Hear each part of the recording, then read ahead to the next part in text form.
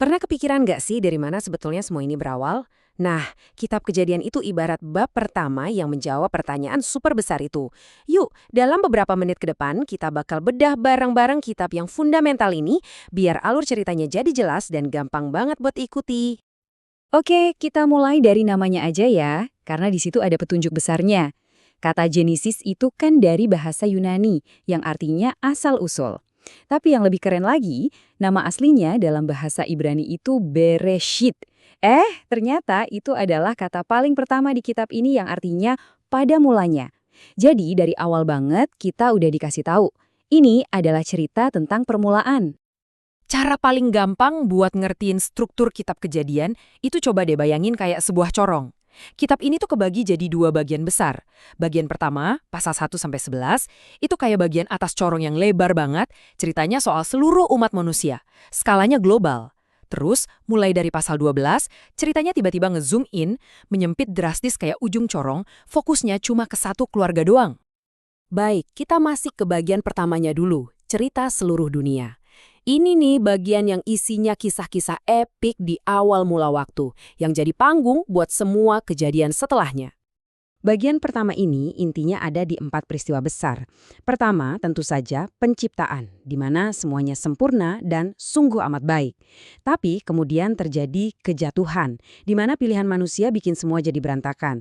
Kejahatan merajalela, sampai akhirnya datanglah air bah, semacam riset besar-besaran buat dunia, tapi tetap ada harapan lewat Nuh. Dan puncaknya ada kisah Menara Babel, simbol kesombongan manusia yang akhirnya bikin mereka tercerai-berai ke seluruh penjuru bumi. Jadi, di akhir pasal 11, kita ditinggalin dengan satu masalah besar.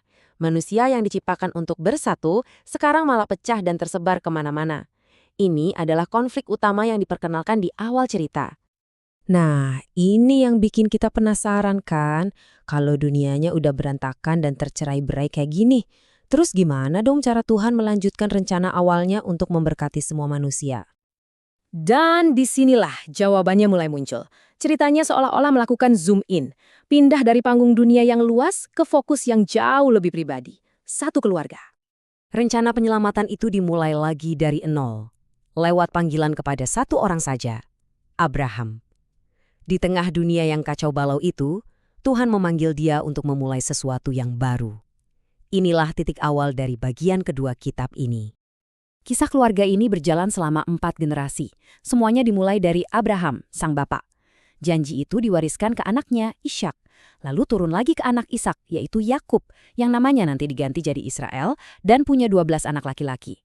Terakhir, ceritanya berpusat pada Yusuf, salah satu anak Yakub, yang hidupnya dramatis banget, tapi justru membawa seluruh keluarganya ke Mesir. Ini jadi persiapan buat babak selanjutnya. Terus, apa sih yang ngikat semua kisah keluarga yang penuh lika-liku ini?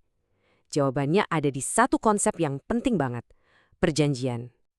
Jadi, apa itu perjanjian? Wah, ini lebih dari sekedar janji biasa. Anggap aja ini kayak kontrak suci yang super mengikat, yang dimulai oleh Tuhan sendiri. Dalam kitab Kejadian, perjanjian inilah yang jadi dasar hubungan Tuhan dengan Abraham dan keturunannya. Dan inilah inti dari perjanjian itu. Tuhan bilang ke Abraham, dan dengerin baik-baik ya, dan olehmu semua kaum di muka bumi akan mendapat berkat. Kalimat ini benar-benar jadi kunci buat memahami sisa ceritanya, bahkan mungkin seluruh Alkitab. Nah, di sini semuanya nyambung. Ngerti kan sekarang? Masalah besar di bagian pertama, dunia yang tercerai-berai, mulai menemukan solusinya di bagian kedua. Rencana Tuhan adalah untuk membawa berkat kembali kepada seluruh dunia melalui satu keluarga ini. Dari masalah universal ke solusi yang spesifik. Oke, kita udah ngerti alur ceritanya. Tapi pertanyaannya sekarang, kenapa kitab kuno ini begitu fundamental dan masih relevan banget sampai sekarang? Pada akhirnya, kitab Kejadian itu adalah kitab tentang permulaan dari segala sesuatu. Disinilah fondasi dari semua pemahaman kita diletakkan, mulai dari asal-usul alam semesta, tujuan hidup manusia, kenapa ada penderitaan, sampai ke asal-usul keluarga, bangsa-bangsa, dan yang paling penting, awal mula bangsa Israel dan perjanjian Allah dengan mereka. Tanpa bab pertama ini, sisa ceritanya bakal susah banget dimengerti. Jadi, kitab Kejadian meninggalkan kita dengan sebuah pertanyaan besar yang ngegantung. Oke, janji ke Abraham udah dibuat. Tapi gimana caranya janji itu bahwa keluarganya akan memberkati seluruh dunia bisa benar-benar terwujud? Nah, jawaban untuk pertanyaan itulah yang akan diceritakan di sisa kitab-kitab selanjutnya. Kitab Kejadian hanyalah awal dari sebuah kisah yang luar biasa besar.